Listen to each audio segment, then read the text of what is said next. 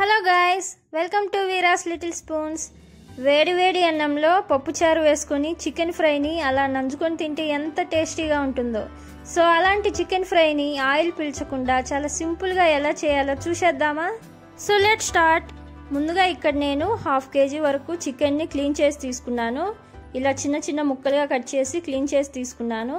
ఇప్పుడు ఇందులోకి 1 spoon salt, 1 spoon కారం, 1/2 స్పూన్ పసుపు, 1/2 స్పూన్ ధనియాల పొడి, 1 స్పూన్ చికెన్ మసాలా, 1 స్పూన్ శనగపిండి, 1 spoon corn flour, 1 spoon rice flour, 1 spoon ginger garlic paste, 2 tablespoons oil add చేసుకొని కలుపుకోవాలి. సో ఇలా మసాలా ఫ్లేవర్స్ అన్నీ బాగా పట్టేలాగా కలుపుకోవాలి.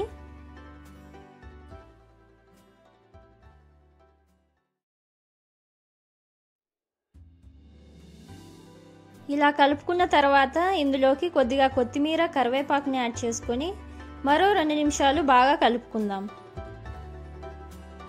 ఇలా కలుపుకున్న తర్వాత దీన్ని మనము ఒక 2 గంటల పాటైనా ఫ్రిడ్జ్లో ఉంచుకోవాలి. ఇలా ఫ్రిడ్జ్లో ఉంచుకోవడం వల్ల మసాలా అంతా చికెన్కి పట్టి చికెన్ ఫ్రై చాలా టేస్టీగా ఆయిల్ పీల్చకుండా ఉంటుంది. ఇప్పుడు 2 గంటల తర్వాత చూడండి ఎంత బాగా ఉందో. ఇప్పుడు ఇందులోకి ఒక ఎగ్ని యాడ్ చేసుకొని మరోసారి ఒక 2 నిమిషాలు కలుపుకోవాలి. ఇలా కలుపుకున్న తర్వాత స్టవ్ వెలిగించుకొని కడాయి పెట్టుకొని అందులోకి తగినంత ఆయిల్ యాడ్ చేసుకుందాం.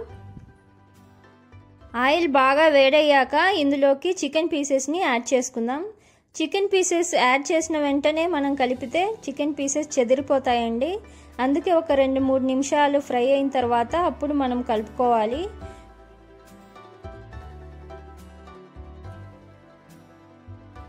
ఇక్కడ చూస్తే చికెన్ పీసెస్ కొద్దిగా కలర్ చేంజ్ అయ్యాయి. ఇలా లైట్ గోల్డెన్ కలర్ వచ్చాక వీటిని పక్కకు తీసుకోవాలి. ఇంకొంచెం ఫ్రై చేస్తే ఇవి మాడిపోతాయండి. ఈ టైంలోనే మనం పక్కకు తీసుకుంటే సరిపోతుంది. ఇలా ఒక టిష్యూ పేపర్లో పక్కకు తీసుకోవాలి. ఈ విధంగానే మిగతా పీసెస్ని కూడా యాడ్ చేసుకొని ఫ్రై చేసుకోవాలి. అంతేనండి, చాలా simple and yummy street food style chicken fry ready అయిపోయింది.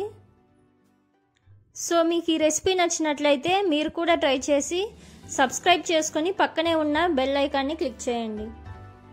అప్పుడు నేను పోస్ట్ చేసే మంచి వీడియోస్ని నోటిఫికేషన్స్ ద్వారా పొందవచ్చు. Thank you for watching.